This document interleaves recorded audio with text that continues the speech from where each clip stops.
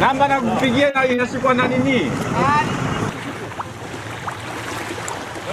Leo tunaona tumefungiwa kila sehemu na tuambiwa kwa sababu ya corona, lakini tuaona marungi yanapita katika bahari yetu, yanapita sehemu zetu, yanakwenda kupelekwa Somalia, hayaonekani kwa na corona na yanafaidisha kaunti nyingine, kaunti yetu inaumia.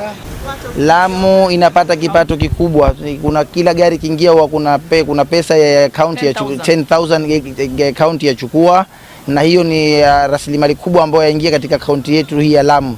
Kila gari inalipa 10,000, kila gari kiingia inalipa 10,000. Kwa hivyo zikiingia gari 10 tunalipa 100,000, zikiingia gari 8 tunalipa 80,000.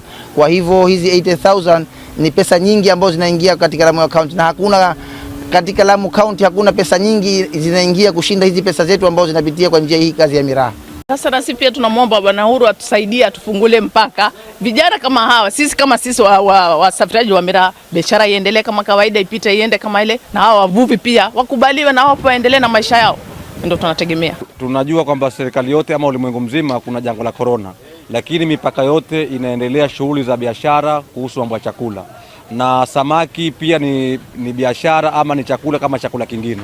Lakini jambo la kusikitisha, tunaomba serikali kwamba miraa inatoka nchi Kenya ikienda nchi ya Somalia, lakini boti zetu ambazo zinaenda kuchukua samaki kule zinakataliwa. Kwa hivyo tunaomba serikali mambo iingilie kati. Mipaka kati yetu na nchi jirani ya Somalia imefungwa, na imekuwa imefungwa kwa sababu za kiusalama, na pia imefungwa hata zaidi kuhusiana na hii mambo ya COVID-19. Tunajua nchi jirani iko na cases za COVID-19 ambazo watu wakiendelea kutangamana na watu wa kutoka nchi ya Somalia inaweza kuletea magonjwa ya COVID-19.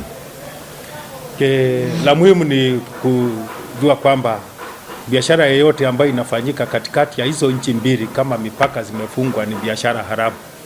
Biashara haramu ni biashara ya magendo, na magendo tunajaribu kila juhudi kupitia kwa Motor Agency yetu. Tumehusisha kila idara ya usalama, Motor Agency, kuhakikisha kwamba tumezuia hiyo biashara.